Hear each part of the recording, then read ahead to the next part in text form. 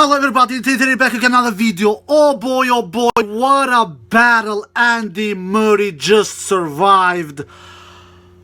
My dear God, what a titanic battle this was between Andy Murray and Kokkinakis. Andy Murray, Iron Man, who just went through a 5-set battle against Matteo Berrettini in 4 hours and 52 minutes, something like that. Almost 5 hours battling with Matteo Berrettini in the first round.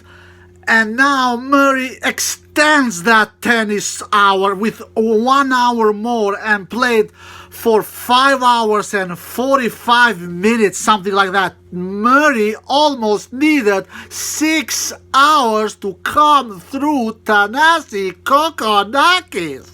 Andy Murray, one of my 3 dark horses before the event started. You guys, if you remember, I had 3 dark horses. Stan Wawrinka, who crashed out of the first round, Jency Brooksby, who is also through to the 3rd round, and now Andy Murray, who is also through to the 3rd round. My dark horses are going better than my favorites, at least better than Taylor Fritz and Rafa Nadal, who both of them, 3 of them, at least better than Taylor Fritz, Rafa Nadal and Casper Ruud, who all 3 of them crashed out in the 2nd round. Brooksby and Murray, 2 of my dark horses, are in the 3rd round. What can we say about Andy Murray? What can we say about the dude? The 11-time Grand Slam finalist, the 3-time Grand Slam champion, the double-time Olympic gold medalist. 46 ATP Tour titles he has won in his career. 46, my tennis fans all around the world. He has played 5 Australian Open finals. All those 5 he has lost against Novak Djokovic. No, 4 against Novak Djokovic and 1 he has lost against Roger Federer. Murray has been the most unlucky tennis player probably ever to be competing in the same era as the 3 greatest tennis players of all time, Federer, Nadal and Djokovic. If Murray would have been born in a different era, he for sure would have won more than 3 Grand Slam titles. For sure. For God's sakes, he has played 11 Grand Slam finals and 10 of them has been against Federer and Djokovic, if I'm not mistaken. He has only played 1 Grand Slam final out of these 11 against a player who was not named Federer or Djokovic, and that player is Milos Raonic in the 2016 Wimbledon final, which Murray, of course, dismissed in 3 straight sets. That says a lot about Andy Murray, what kind of a competitive tennis player he is. He is the worst version of a player like Djokovic. He is a baseline grinder. He can be passive. He can be defensive. He likes to stay far behind from baseline and defend a lot. He has a big heart. He's pretty consistent from a baseline. Of course, he's not on his peak of his career. The last 5-6 years, he has had so many injuries, especially with his hip.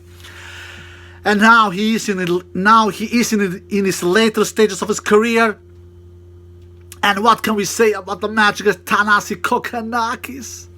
He was 2 sets to love down and 5-2 down in the 3rd. It was Murray who had the knife under his throat. He was against the wall. He was almost buried, Andy Murray. Kokkinakis almost did to him like Arnold Schwarzenegger did in that Terminator movie when he had that gun and did "Hasta la vista, baby." Kokkinakis almost did like that against Andy Murray in that 3rd set. But Andy Murray said, no, my friend. I am not finished yet. You are facing the player who has come back from 2 sets to love down more than any other player.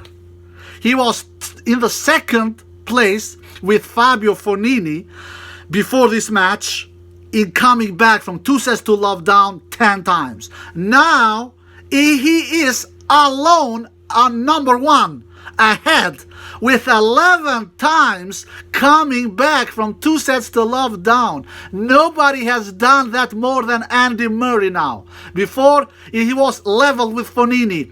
10 times. Now Murray is on top alone with 11 times. And he showed to Thanasi Kokkinakis what kind of a warrior, what kind of a gladiator, what kind of a fighter, and what kind of a never giving up attitude Andy Murray has. I am really happy for him. I really am. He has had some horrible times the last couple of years, Andy Murray. He really needed this. Man, he has been playing tennis for over 10 hours the last 2 matches. Will he have any left in his tank against RBA in the 3rd round? Will he have it? Will he be able to recover from this titanic battle? For sure, this was Andy Murray's longest match in his career. You have to be impressed with Andy Murray, 35 years old, and being this, and still going strong, man. He has not had any easy time the last couple of years, but he's not giving up. He still keep on fighting. Thanasi Kokkinakis, he has a hell of a serve. How many aces did he do in this match, Thanasi Kokkinakis? 37? He was mind-blowing in serving. 37 aces Thanasi Kokkinakis did against Andy Murray. 102 winners in the entire match Thanasi Kokkinakis did against Andy Murray. And 67 unforced errors. Thanasi Kokkinakis does 35 more winners than unforced errors. 35. And he still came up short. Andy Murray, 69 winners and 43 unforced errors. So Andy Murray does 26 more winners than unforced errors. Thanasi Kokkinakis, 35 more winners than unforced errors. Still lost. What a battle this was, my tennis friends all around the world. Thanasi Kokkinakis lands 70% first serves in. He wins 71% behind his first serve. Our 72% behind his first serve. Thanasi Kokkinakis wins. Andy Murray, he landed 66% first serves in. He won 71% behind the points behind his first serve. So Thanasi Kokkinakis wins 72% of the points behind his first serve. Andy Murray wins 71% of the points behind his first serve. So it was really even Steven there. The difference was here points winning behind second serve, which of course it is not any surprise because Andy Murray is the better player from the baseline.